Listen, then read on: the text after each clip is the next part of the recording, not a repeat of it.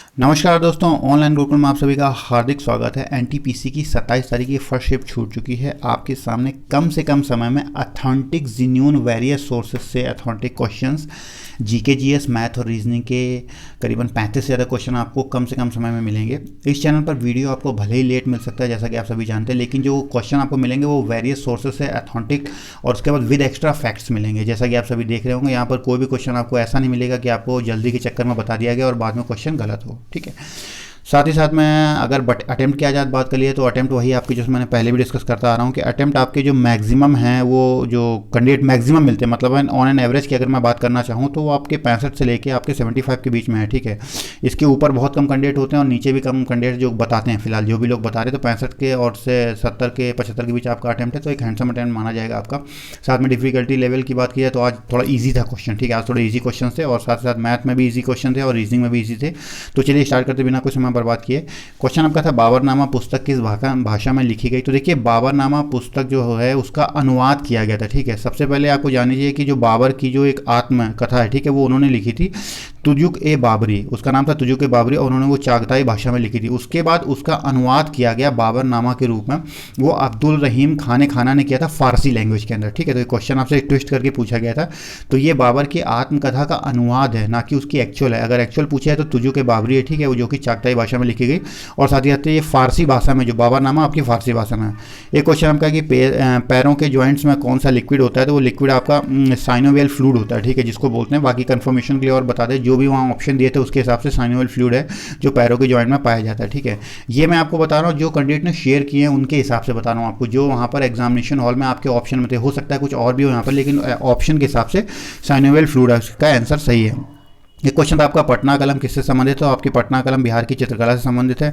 एक क्वेश्चन था आपका प्रति व्यक्ति आय किस राज्य में सबसे ज़्यादा है। तो हिंदुस्तान के अंदर प्रति व्यक्ति आय सबसे ज़्यादा गोवा है। ठीक है, गोवा के रहने वाले लोगों की सबसे ज़्यादा प्रतिभा है या पर कैपिटा इनकम बोला जाता है, वो है। उसके बाद अगर सबसे कम की बात कर लीजिए एडिशनल फैक्ट में, हो सकता है शायद आपसे अगले बार में कम की पूछ जाए, तो सबसे कम बिहार है, उसके बाद यूपी का नंबर आता है। ठीक है, बिहार और यूपी सबसे नीचे पायदान में है और उसके बाद में सबसे टॉप में कौन है, आपका गोवा है। ठीक है।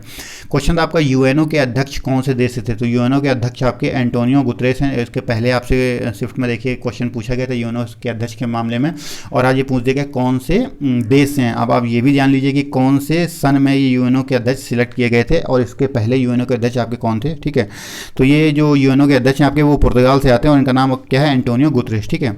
एक क्वेश्चन आपका है कि कौन सी अनुसूची संघ व राज्यों के बीच संबंध को दर्शाती है, या किस अनुसूची में संघ व राज्यों के बीच संबंध का वर्णन किया गया। तो आपकी 7वीं अनुसूची है। ठीक है, 7वीं अनुसूची के अंदर 3 सूचियां आती हैं। कौन सी, एक तो संघ सूची, एक राज्य सूची, एक होती समवर्ती सूची। ठीक है, संघ सूची में ऐसे मामले होते हैं जिनके ऊपर कानून बनाने का अधिकार संसद को होता है। ठीक है, और केंद्र को होता है।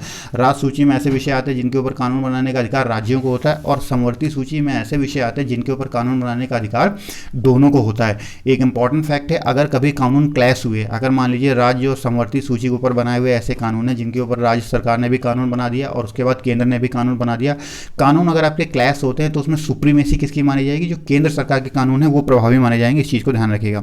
एक क्वेश्चन आपका एएलयू का फुल फॉर्म क्या होता है। तो एएलयू होती है आपकी अर्थमेटिक लॉजिक यूनिट। ये कंप्यूटर में सीपीयू का पार्ट होता है। कंप्यूटर के अंदर जो भी मैथमेटिकल कैलकुलेशन होती है, चाहे वो एडिशन, डिवीजन, मल्टीप्लिकेशन कुछ भी हो, तो वो सारी की सारी कैलकुलेशन के लिए रिस्पॉन्सिबल कौन होता है, एएलयू। ठीक है। क्वेश्चन है आपका हड्डी के अंदर क्या होता है, जो तरल पदार्थ होता है। तो हड्डी के अंदर आपका बोन मैरो होता है, जिसको हिंदी में आप अस्थि मज्जा के नाम से पुकारते हैं। आपने कई बार सुना होगा कि उसका बोन मैरो को ट्रांसप्लांटेशन हुआ, तो वो यही चीज़ है, बहुत इंपॉर्टेंट चीज़ होती है और बहुत ही रेयर केसेस के अंदर इसके ट्रांसप्लांटेशन का नंबर आता है, तो उसको बोलते हैं अस्थि मज्जा या फिर बोन मैरो।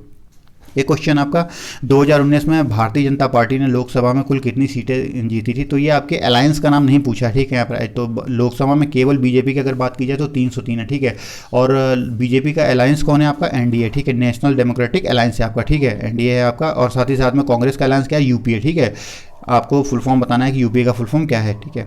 एक क्वेश्चन आपका कि स्पैम किससे संबंधित है। तो आपका स्पैम आपका ईमेल से संबंधित है। आप जब ईमेल खोलते हो तो उसमें लिखा होता है कोई भी स्पैम है या फिर मतलब कोई अटैचमेंट है, वो आप उससे बिना जाने पहचाने किसी भी अटैचमेंट पर क्लिक मत करिए, उसमें वायरस हो सकते हैं। तो स्पैम आपका है मेल से संबंधित है, ईमेल से। क्वेश्चन आपका लिंगराज मंदिर की शैली, निर्माण शैली क्या है। तो आपकी कलिंग और उड़िया शैली दोनों कंबाइंड हो जाएगी, वो लिंगराज मंदिर की है।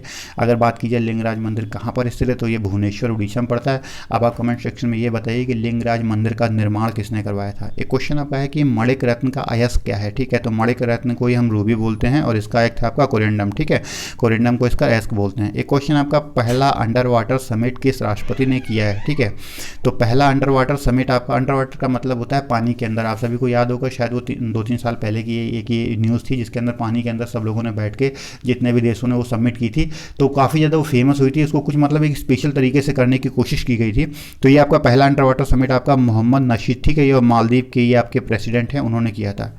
एक क्वेश्चन आपका, किस ग्रह पर भूमि नहीं पाई जाती। क्वेश्चन थोड़ा मतलब एक ट्विस्ट में फॉर्म में था, जो कुछ मिल गया मैंने आपको बता दिया। बाकी इसका जो आंसर मेरे हिसाब से आपका नेपच्यून है, और बाकी आप वेरियस सोर्सेज से कंफर्म कर लीजिएगा, मुझे ज़्यादा वेरियस सोर्सेज से कंफर्मेशन नहीं मिली।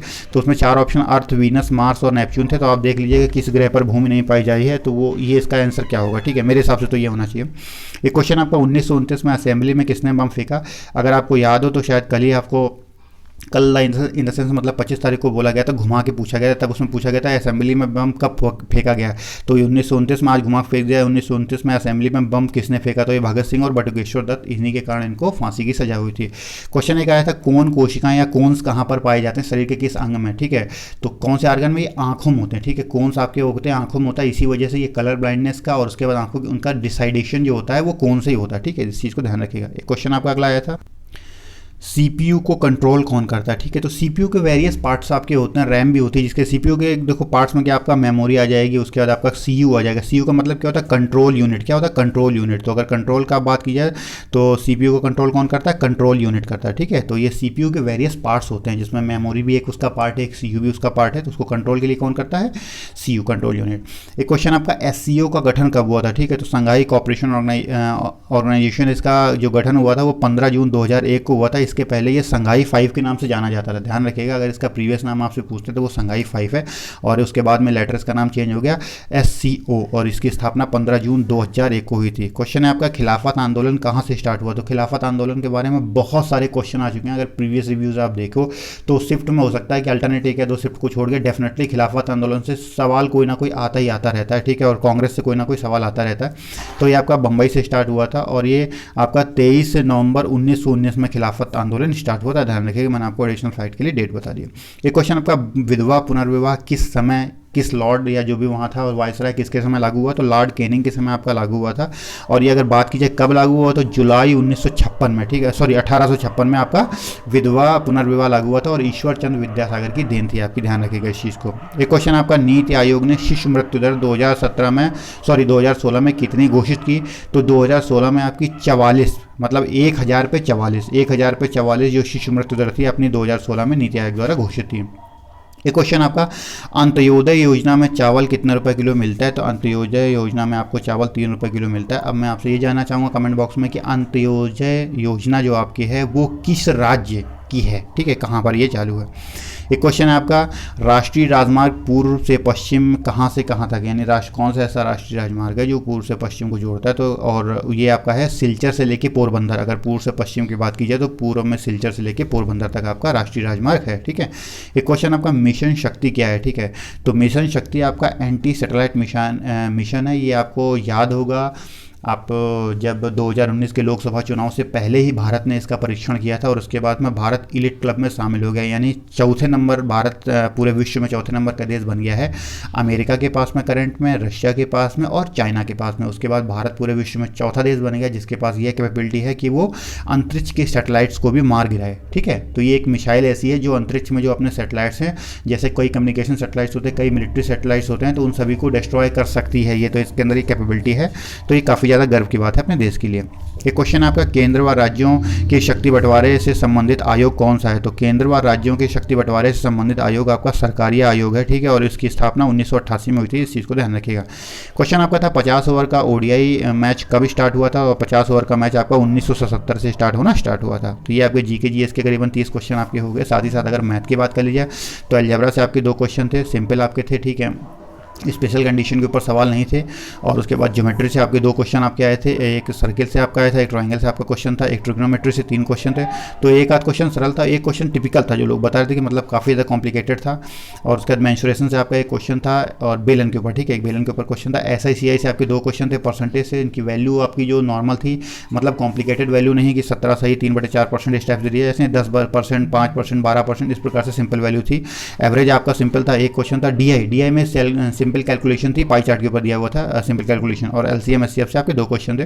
साथ ही साथ बात की जाए रीजनिंग की, तो रीजनिंग में आपके 2 क्वेश्चन आपका वेन डायग्राम से, सोलिडम से 2 क्वेश्चन थे। तो 2 से 3 क्वेश्चन के बीच आप मानिए, अकॉर्डिंग डिकोडिंग से 4 क्वेश्चन और सीरीज से 4 से 5। ये हमेशा ही आपका आप हर समय देख रहे हैं करीबन 50 से लेकर 60% आपका ये 3-4 जो चीज़ें वेन डायग्राम, सोलिडम, कोडिंग डिकोडिंग, सीरीज, ठीक है, एनालॉजी, ये आपका कवर कर लेते हैं। उसके बाद में ब्लड रिलेशन से 3 क्वेश्चन थे, इसमें क्वेश्चन बढ़े थे आपकी बात, ठीक है, 3 क्वेश्चन आपके आए थे।